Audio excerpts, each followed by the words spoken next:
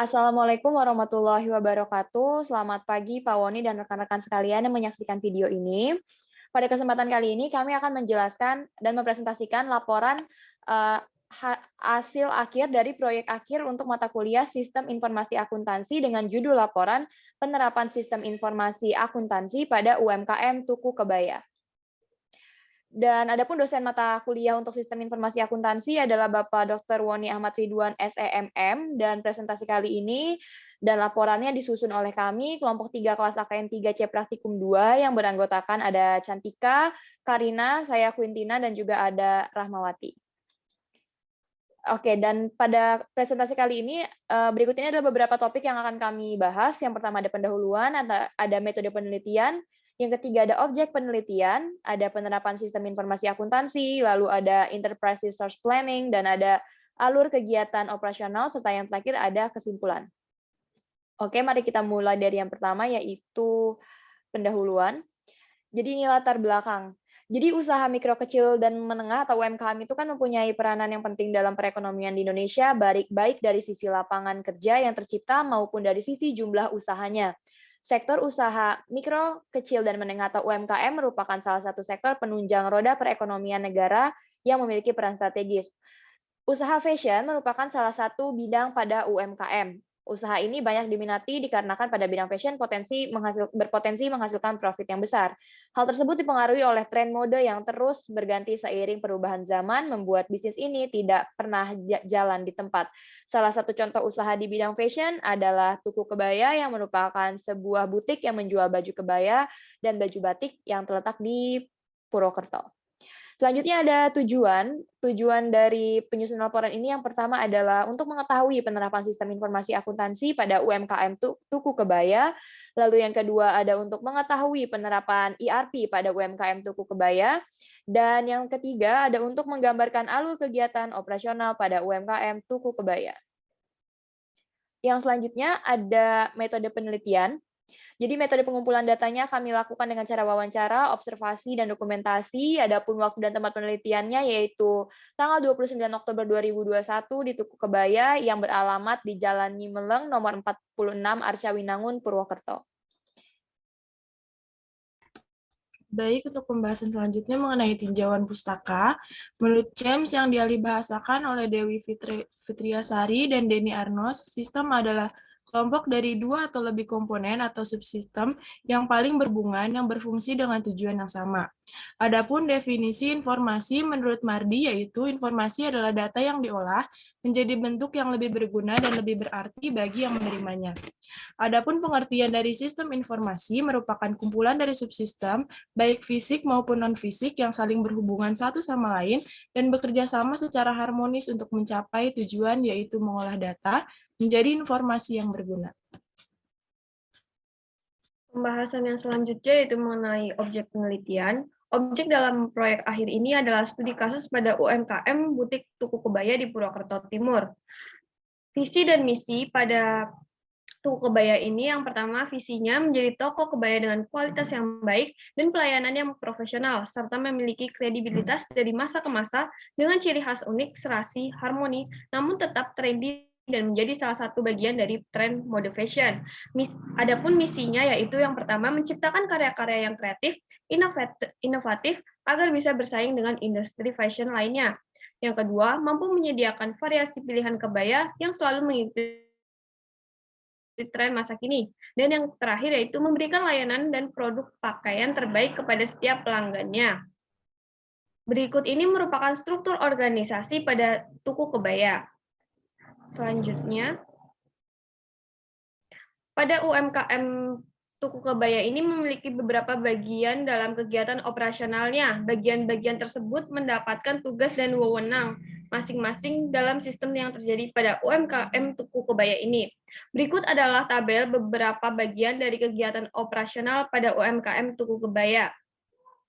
Yang pertama yaitu bagian produksi. Bagian produksi memiliki kegiatan untuk membuat rancangan kebaya, menjahit kebaya sesuai dengan rancangan yang sudah ada, mengajukan surat permintaan pembelian bahan baku. Yang kedua yaitu ada entitas pembelian.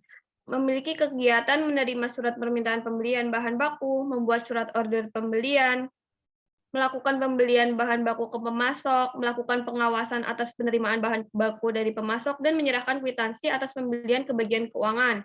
Yang ketiga ada bagian keuangan. Kegiatannya yaitu menerima dan menyetujui SOP atas pembelian bahan baku, menerima kwitansi dan bukti pengeluaran lainnya, mencatat setiap transaksi keuangan yang terjadi pada UMKM, menyusun laporan keuangan, dan menyerahkan laporan keuangan ke pemilik. Yang keempat yaitu bagian MSDM. Bagian MSDM ini memiliki kegiatan membuat daftar karyawan dan tugas pokok masing-masing, membuat daftar gaji karyawan, dan memberikan daftar gaji ke bagian keuangan. Yang kelima yaitu bagian penjualan. Memiliki tanggung jawab atas kegiatan pemasaran produk, mencatat setiap barang yang terjual, dan memberikan nota penjualan kepada bagian keuangan. Dan yang terakhir yaitu pemilik. Pemilik memiliki kegiatan yaitu mengecek laporan keuangan dan mengawasi kegiatan operasional. Yang selanjutnya, berikut ini merupakan contoh produk-produk yang dijual pada toko kebaya. Ada kemeja, dress, kebaya, dan kemeja anak-anak. Yang selanjutnya yaitu penerapan sistem informasi akuntansi. Next. Tuku kebaya memiliki 6 karyawan yang menempati 3 bagian, yaitu bagian produksi, terdapat 4 orang menjahit, bagian pembelian terdapat 1 orang yang bertugas untuk membeli bahan baku produksi seperti kain, brokat, benang, dan lain-lain, serta bagian keuangan yang ditangani oleh seorang karyawan. Setiap penerimaan dan pengeluaran kas akan langsung dicatat oleh bagian keuangan secara manual untuk menghindari kesalahan dalam pembukuan. Pembukuan di tuku kebaya ini belum menggunakan suatu sistem informasi akuntansi atau perangkat lunak untuk pencatatan akuntansinya. Next. Baik, selanjutnya ada Enterprise Resource Planning. Untuk pengertiannya sendiri, ERP adalah sistem perangkat lunak modular yang dirancang untuk mengintegrasikan area fungsional utama dari proses bisnis perusahaan ke dalam satu sistem yang terpadu. ERP sistem ini merupakan sistem yang mengintegrasikan semua aspek operasi perusahaan untuk mengkoordinasikan dan mengatur data perusahaan tersebut. Adapun keuntungan jika kita menggunakan ERP, yaitu yang pertama, mengintegrasikan keadaan finansial dan data organisasi. Yang kedua, ada data input dilakukan hanya 1 kali. Yang ketiga, meningkatkan kemampuan manajemen untuk melakukan pengawasan dan pemantauan. Yang keempat, pengendalian akses oleh organisasi akan jauh lebih mudah. Yang kelima, standarisasi prosedur dan laporan dapat dilakukan pada semua unit.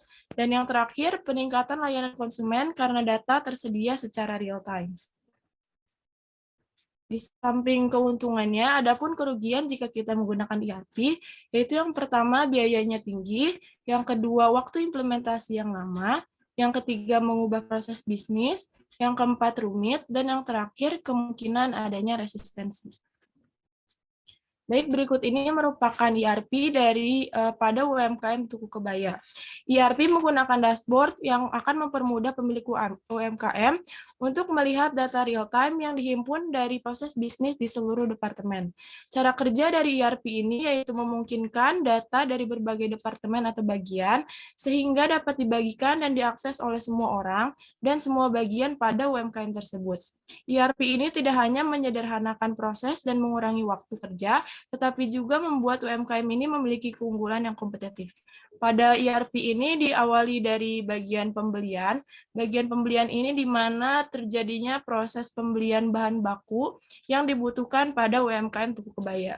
Setelah dilakukan pembelian, bahan baku tersebut akan diberikan kepada bagian produksi, di mana bagian produksi ini akan melakukan proses kegiatan untuk pembuatan barang-barang yang ada pada UMKM Tuku Kebaya. Setelah diproduksi, barang tersebut akan diberikan kepada bagian penjualan untuk dilakukan penjualan. Pada bagian penjualan ini dilakukannya proses pemasaran, penjualan, dan yang lain-lain. Setelah dilakukan penjualan, maka hasil dari penjualan tersebut akan dicatat transaksi-transaksinya dan akan diberikan kepada bagian finance atau keuangan untuk dibuatnya pembukuan untuk dijadikan laporan keuangan. Di samping itu, ada pun bagian human resource atau bagian MSDM, di mana bagian ini merupakan terjadinya kegiatan penggajian yang akan diberikannya upah kepada karyawan-karyawan yang bekerja pada UMKM tersebut.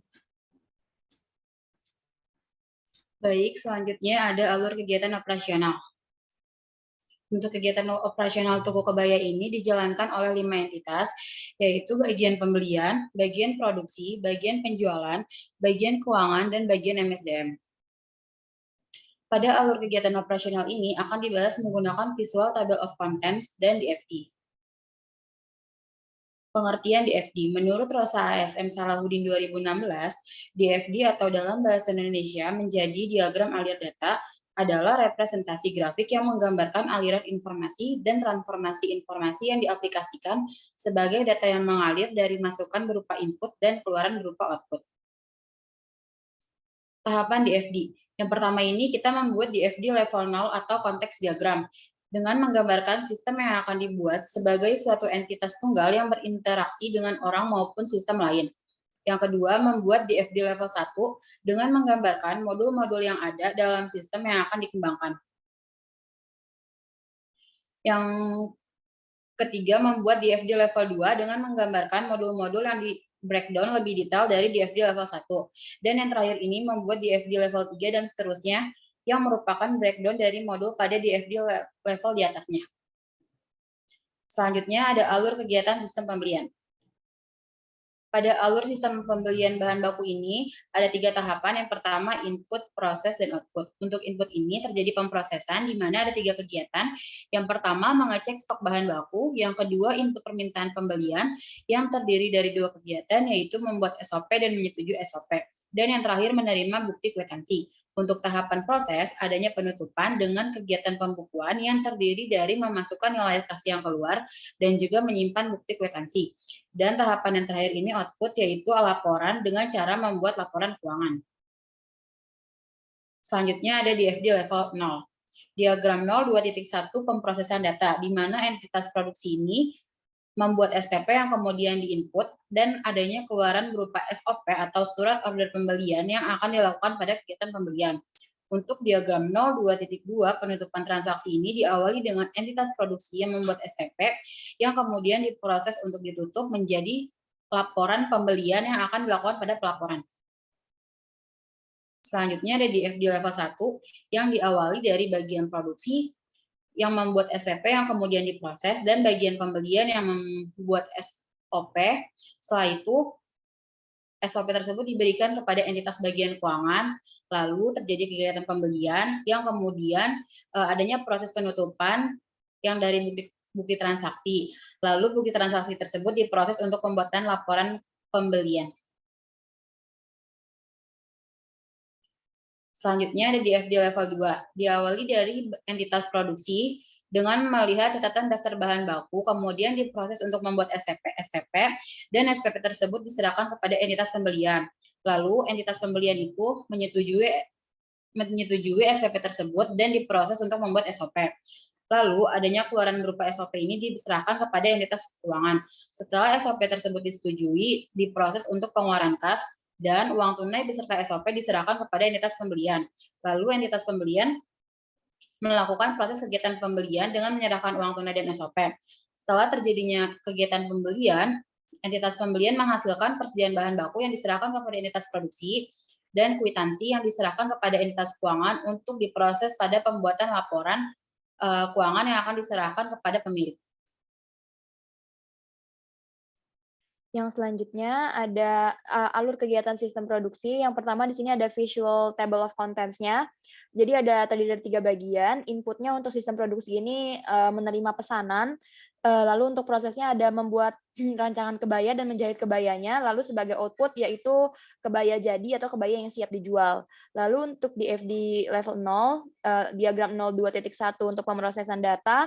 Yang pertama bagian penjualan akan mengirimkan bukti pemesanan yang berisi detail-detail barang yang dipesan, dan nanti bagian produksi akan menerima pesanan tersebut dan selanjutnya akan merancang dan menjahit kebaya tersebut sesuai dengan pesanan. Lalu untuk penutupan transaksi, bagian produksi mengirimkan kebaya yang sudah jadi kepada bagian penjualan lagi, lalu pesanan dianggap sudah selesai dan hasilnya berupa barang jadi yang siap dijual. Untuk DFD level 1 diawali dari bagian penjualan yang mengirimkan bukti pemesanan kepada bagian produksi.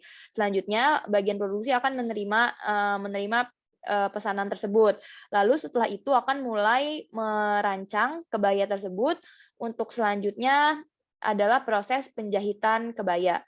Nah, setelah kebaya tersebut telah selesai dijahit, lalu akan dikembalikan lagi kepada bagian penjualan dalam bentuk kebaya jadi untuk selanjutnya diberikan kepada pelanggan.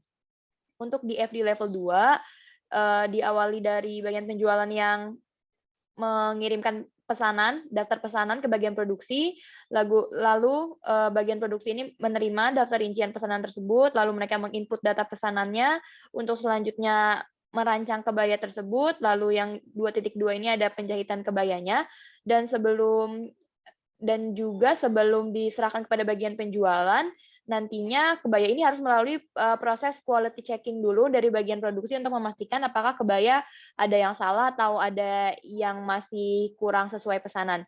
Setelah dianggap kualitas sudah baik, lalu kebaya tersebut diserahkan kepada bagian penjualan, dan selanjutnya bagian penjualan menyerahkan kepada pelanggan. Yang selanjutnya yaitu ada alur kegiatan sistem penjualan. Ini merupakan visual table of content dari sistem penjualan. Sistem penjualan ini ada 3 tahapan, yaitu ada input yang terdiri dari memasarkan produk dan mencatat transaksi atau pesanan yang kemudian menyerahkan pesanan ke bagian produksi.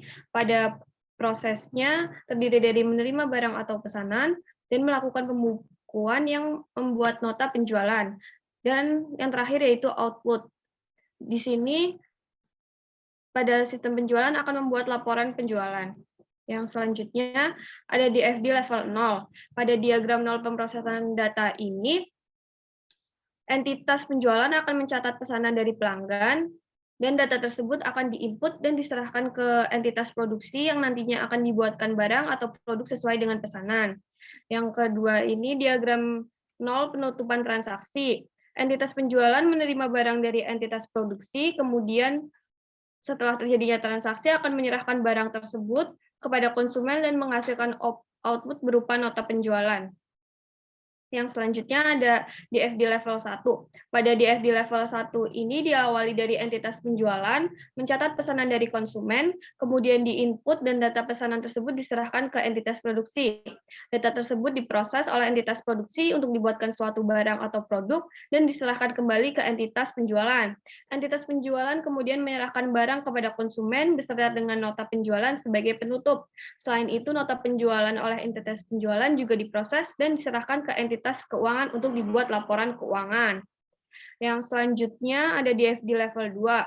Pada di FD level 2 ini diawali dari entitas penjualan yang mencatat pesanan dari konsumen yang kemudian diproses dan diserahkan ke entitas produksi untuk dibuatkan suatu barang atau produk. Entitas produksi ini akan menyerahkan barang atau produk tersebut ke entitas penjualan, selanjutnya akan diserahkan ke bagian konsumen pada kegiatan penjualan. Transaksi tersebut ditutup dengan menyerahkan barang beserta nota penjualan ke konsumen oleh entitas penjualan. Selanjutnya, oleh entitas penjualan, salinan nota penjualan tersebut diproses dan diberikan ke entitas keuangan untuk dibuat menjadi laporan keuangan atas penjualan yang nantinya akan dievaluasi oleh pemilik UMKM toko kebaya.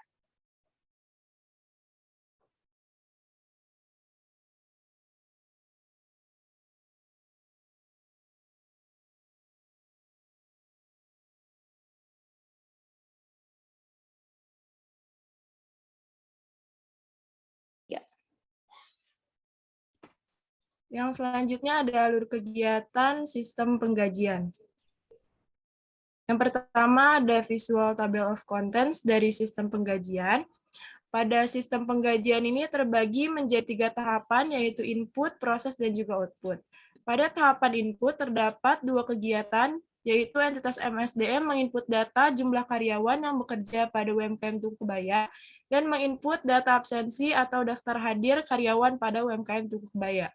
Setelah menginput data karyawan dan absensi, tahapan selanjutnya yaitu proses.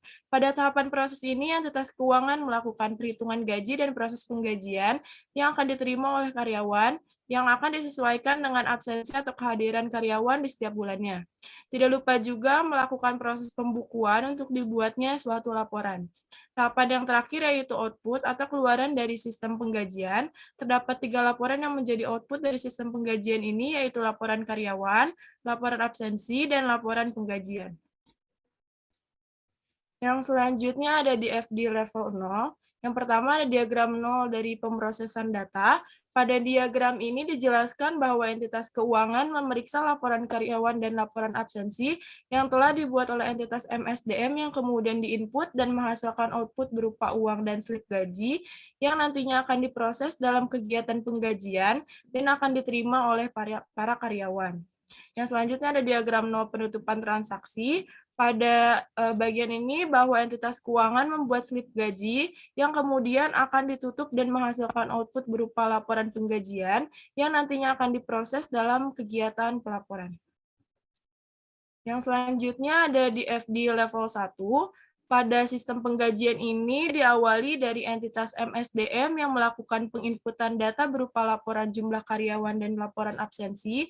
Kemudian kedua laporan tersebut diproses dan diperiksa oleh entitas keuangan. Setelah kedua laporan tersebut diperiksa, entitas keuangan melakukan perhitungan gaji terhadap para karyawan sehingga mengeluarkan bentuk output berupa uang dan slip gaji.